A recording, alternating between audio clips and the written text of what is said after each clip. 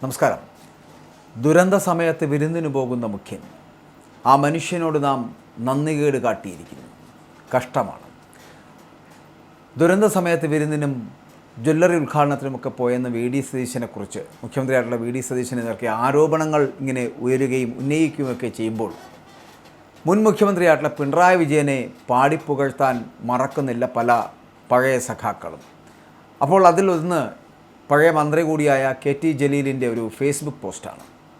മാപ്പിരക്കുക അയാളോട്, ആ മനുഷ്യനോട് നാം നന്ദികേട് കാട്ടി എന്ന് പറഞ്ഞുകൊണ്ട് പിണറായി വിജയനെ പാടിപ്പുകഴ്ത്തുകയാണ് കെ ടി ജലീൽ. മാപ്പിരക്കുക അയാളോട്. 10 കൊല്ലം ഒരു രക്ഷിതാവിനെ പോലെ പിതൃസ്ഥാനത്ത് നിന്ന് കാറ്റും കോളും മണ്ണിടിച്ചിലും വെള്ളപ്പൊക്കവും കോവിഡും നിപ്പയും തിമിർത്താടി ആടിയുലഞ്ഞ കേരളത്തിന് കണ്ണിൽ എണ്ണയൊഴിച്ച് രാപ്പകലില്ലാതെ അയാൾ കാവലിരുന്നു. വേണ്ടാത്തത് കണ്ടപ്പോൾ വീട്ടുകാരണവരെ പോലെ അയാൾ ദേഷ്യപ്പെട്ടു. അനുവാദമില്ലാതെ അകത്ത് കയറിയവരോട് കടക്കുപുറത്തെന്ന് അയാൾ ശബ്ദമുയർത്തി പറഞ്ഞു. മുഖ്യമന്ത്രി ഉച്ചഭക്ഷണം കഴിച്ചതിൽ ആര് വിമർശനം ഉന്നയിച്ചു? ആ കൗശലം കയ്യിൽ വെച്ചാൽ മതിയെന്ന് പറയപ്പെടുന്ന തലത്തിലേക്ക് ചോദ്യങ്ങൾ ഉയരുന്നു. നാട് ദുരന്തങ്ങളിൽ പകച്ചു നിന്നപ്പോൾ തിരുവനന്തപുരത്ത് സെക്രട്ടേറിയറ്റിലെ തൻ്റെ ഓഫീസിലിരുന്ന അയാൾ എല്ലാം നിയന്ത്രിച്ചു. ഭരണതലപ്പത്തെ ഒന്നാമൻ ഉറങ്ങാതെ പ്രവർത്തന നിരതനായപ്പോൾ ജില്ലാ കളക്ട്രേറ്റുകളും താലൂക്ക് ഓഫീസുകളും വില്ലേജ് ഓഫീസുകളും എന്തിന് പഞ്ചായത്ത് ഓഫീസുകളും ഉദ്യോഗസ്ഥരും ഇമവെട്ടാതെ അയാളുടെ നിർദ്ദേശങ്ങൾക്ക് കാതോർത്തിരുന്നു. അയാളുടെ ഒരു നോട്ടം മതിയായിരുന്നു ഏതുദ്യോഗസ്ഥനെയും നിലയ്ക്ക് നിർത്താൻ.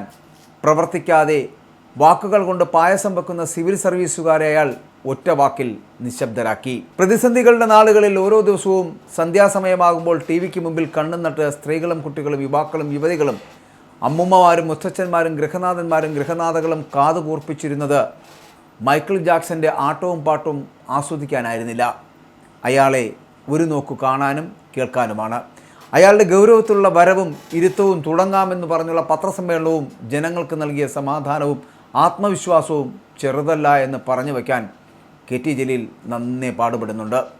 തങ്ങളുടെ കുടുംബം അപായത്തിൽപ്പെട്ടിട്ടില്ലെന്നും റിലീഫ് ക്യാമ്പുകളിൽ അവർ സുരക്ഷിതരാണ് എന്നും പ്രവാസികൾ അറിഞ്ഞത് കോപ്രായങ്ങളും പരിഹാസങ്ങളും അംഗവിക്ഷോഭങ്ങളും ആക്രോശങ്ങളൊന്നുമില്ലാത്ത അയാളുടെ വാക്കുകളിൽ നിന്നാണ്.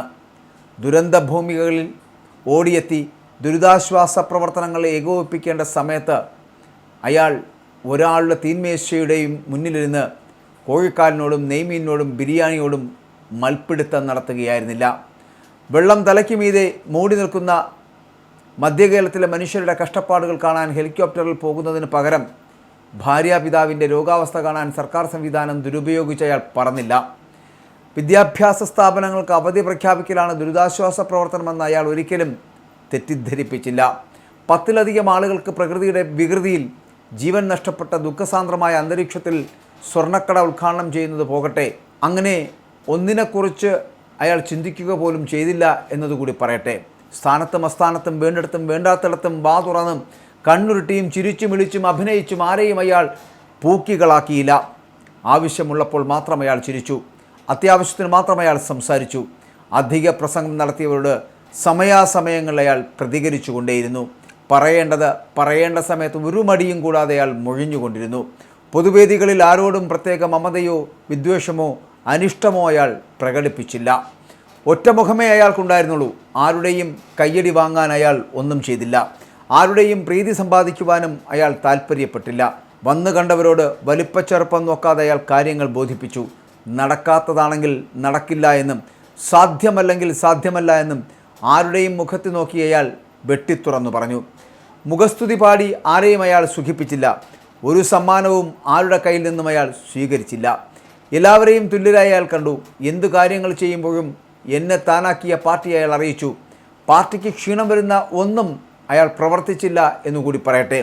പുറത്തൊന്ന് പറയുകയും അകത്ത് മറ്റൊന്ന് ചെയ്യുകയും ചെയ്യുന്ന നെറികെട്ട ഏർപ്പാട് തലപോകുമെന്ന് പറഞ്ഞാലും അയാൾ ചെയ്തില്ല. ഒരു ഭീഷണിക്ക് മുന്നിലും അയാൾ വഴങ്ങിയില്ല. ഒരു പ്രലോഭനങ്ങളിലും അയാൾ വീണില്ല. ആരെപ്പറ്റിയുമുള്ള കുറ്റം പറച്ചിലുകൾ അയാൾ ഇഷ്ടപ്പെട്ടില്ല. എതിർചേരിയിലെ നേതാക്കളുടെ കുടുംബ പ്രശ്നങ്ങളിലോ വ്യക്തിപരമായിട്ടുള്ള വിഷയങ്ങളിലോ പ്രതികാരബുദ്ധിയ ഒരിക്കലും അയാൾ ഇടപെട്ടിട്ടില്ല എന്നുകൂടി പറയട്ടെ. എന്നിട്ടും വലതുപക്ഷ മാധ്യമങ്ങളും സോഷ്യൽ മീഡിയയും അയാളെ ധിക്കാരിയാക്കി. അഹങ്കാരിയെന്ന് മുദ്രകുത്തി, ചിരിക്കാത്തവനെന്ന് ചാപ്പകുത്തി, ഹൃദയശൂന്യനെന്ന് ഉറക്ക വിളിച്ചു പറഞ്ഞു, അഴിമതിക്കാരെന്ന് ആരോപിച്ചു. സ്യൂഡോ കമ്മ്യൂണിസ്റ്റ് എന്ന് ആക്ഷേപിച്ചു, ഇടത് ഹിന്ദുത്വ വക്താവെന്ന് അധിക്ഷേപിച്ചു, സഹപ്രവർത്തകരോട് കരുണ കാണിക്കാത്തവനെന്ന് എഴുതി പിടിപ്പിച്ചു, സ്വർണ്ണക്കടത്തുകാരനെന്ന് താറടിച്ചു, മകളുടെ അച്ഛനെന്ന് പരിഹസിച്ചു. അതിനൊന്നും അയാൾ ഒരക്ഷരം പ്രതികരിച്ചില്ല.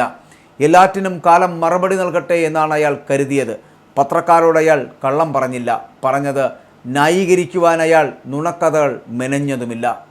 അപ്പോൾ ചോദ്യം, ആരാണ് അയാൾ? ഉത്തരം, ഒരേ ഒരു പിണറായി വിജയൻ. ആ മനുഷ്യനോടാണ് നാം നന്ദികേട് കാട്ടിയത്. അതിനുള്ള ശിക്ഷയാണോ കേരളം അഭിമുഖീകരിക്കുന്ന ആരും ചോദിക്കാനും പറയാനുമില്ലാത്തൊരവസ്ഥ? ഒരുതരം അനാഥത്വം.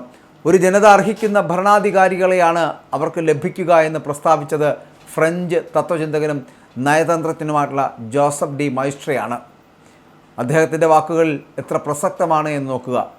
കേരളമേ, മാപ്പിരക്കുക, ക്ഷമാപണം നടത്തുക, മറ്റുള്ളവരുടെ വാക്കുകൾ കേട്ട് അയാളെ തെറ്റിദ്ധരിച്ചതിന്, അയാളെ കള്ളനെന്ന് മുദ്രകുത്തിയതിന്. ഇവിടെ കെ ടി ജലീൽ ഇത്രയും വികാര വിക്ഷോഭത്തോടുകൂടി പറഞ്ഞു വെക്കുമ്പോൾ ജനം 3 മാസത്തിനു മുമ്പ് എടുത്ത ഒരു തീരുമാനമുണ്ടായിരുന്നു, സതീശനെ അല്ലെങ്കിൽ UDFനെ അധികാരത്തിലെത്തിക്കുക എന്നത്.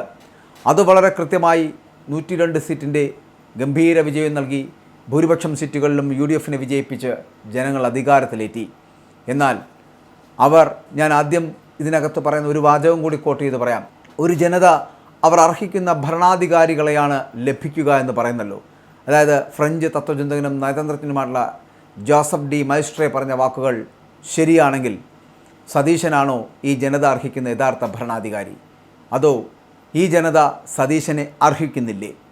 ഒന്നുകിൽ ജനം തീരുമാനം എടുത്തതിൽ തെറ്റുപറ്റിയിരിക്കുന്നു, ഇല്ലെങ്കിൽ നുണക്കഥകൾ വീണ്ടും പറഞ്ഞുകൊണ്ട് കെ ടി ജലീലിനെ പോലുള്ള അന്തം സഖാക്കൾ രംഗത്തെത്തിയിരിക്കുന്നു.